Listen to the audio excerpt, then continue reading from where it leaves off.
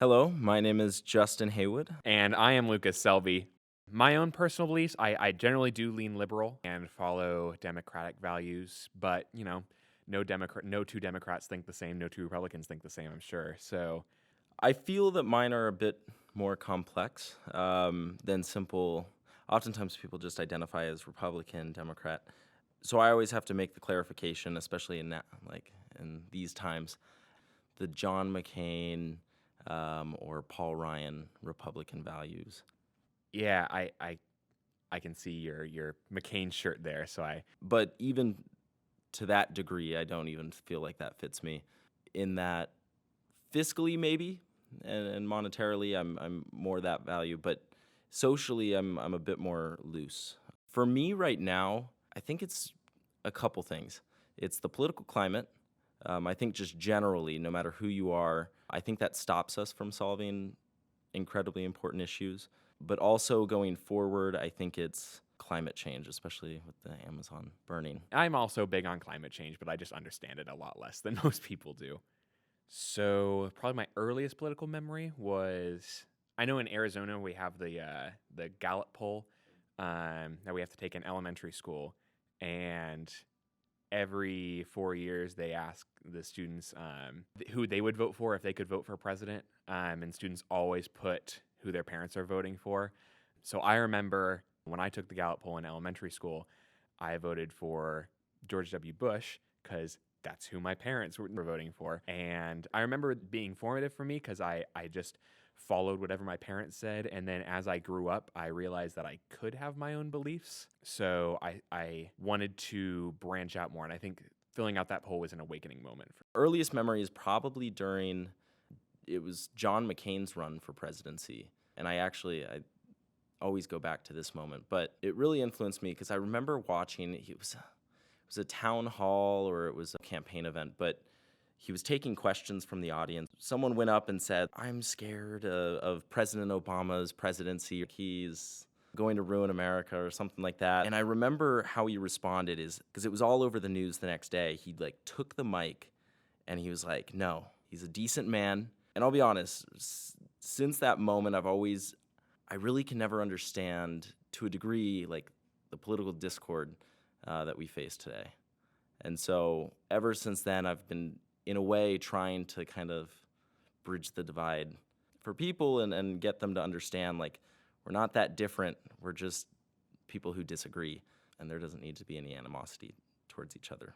I'm curious, as an English major, how much experience do you have in terms of political knowledge? A lot of what I study and a lot of what I see in politics is the way politicians word things. And so wording is very important to me in how people will twist each other's arguments to say what they aren't. I guess I could follow the policy of politics more, but I study why they measure their words and how they measure their words, which is difficult in this era. I worry about political discourse as a whole because even in times of our most head-butting moments where it can seem very two-sided of Republican versus Democrat, of liberal versus conservative. Political discourse has been logical and thought out. And most of all, it's been civil, with a peaceful transition of power and an acceptance of, well, if the American people chose this, then that's what they want, and I wasn't right for them at the time. What do you see as the symptom of that? What caused the breakdown of discourse? Do you see it as one issue, like one problem or something, or is it just a larger issue?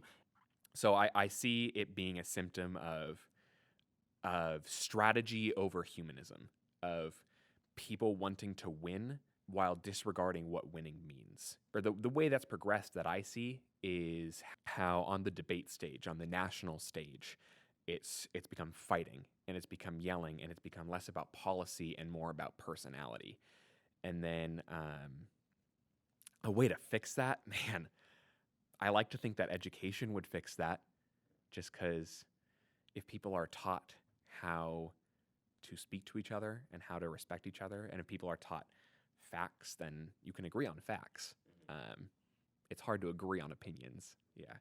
Do you see it? I mean, do you have any better ideas? I agree a lot, but nowadays I think we're in such a hard time because facts are becoming like fake news. You know, it's like we're seeing this. They always call it, at least.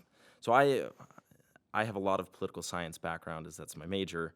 But I read a lot of articles like we're in the post-fact era. But no, and I see that as definitely a breakdown, and I agree with you. There's a larger issue at stake. So I'm part of an organization, campus, that basically tries to have civil discussions, bring people back to the table.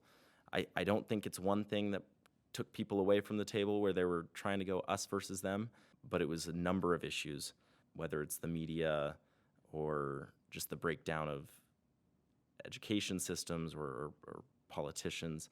But we try to bring people to the table to have civil discussions because there's this idea that if you talk with someone that you disagree with, I think it's like a psychology term, but like contact theory, a positive interaction with someone, you're less likely to demonize them for what they believe or what they do because you've had a former experience with them. I just think the only way forward is to encourage as many people as possible to actually do their research. Break out of your bubble, and you don't have to tell anyone about it. Just make sure you research. Don't be afraid to say that I'm wrong. Change that view, because nowadays we're too stuck in our ways and we're like, well, I'm right and we're too stubborn. But yeah. Yeah, I agree.